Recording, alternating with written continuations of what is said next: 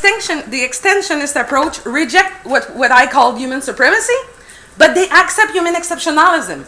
So they don't accept the idea that humans can do whatever they want with animals, and they do that through the distinction between moral agent and moral patient.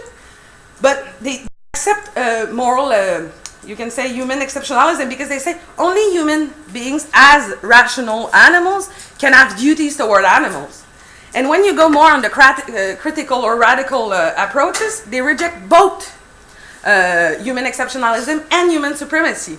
And they challenge the rationalist conception of moral and political agency, and they make animals appear as moral and political agents. And so it's really two different frameworks, but all within the animal liberation or animal rights movement.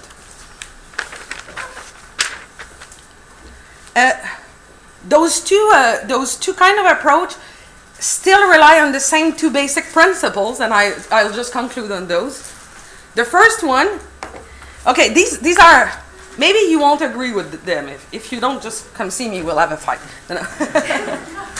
So the first principle, according to me, which is that the fundamental basic principles for all those two different ways of approaching animal liberation, is that first, human beings are not the only conscious individuals on the planet. There are many other animals with a psychological, emotional, and social life who seem to have a subjective experience of their environing world and their shared world.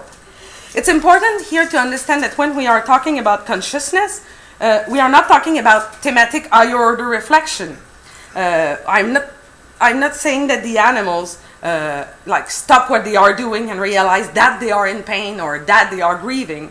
I'm talking about consciousness understood as being able to experience emotion, moods, affective states, and a variety of lived experiences.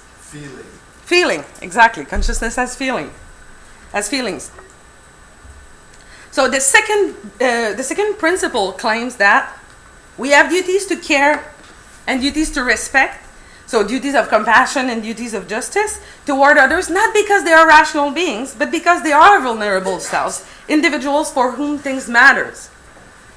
People who want to reject animal right theories need either deny one and claim no, other animals are not sentient beings, they are not conscious, or to deny the second claim that what matters morally is not sentience, vulnerability, or agency, but rationality, language, or some other qualification that will not only exclude other animals or marginalize humans, but in fact, each of us at different time of our lives when we are most in need of those basic protections.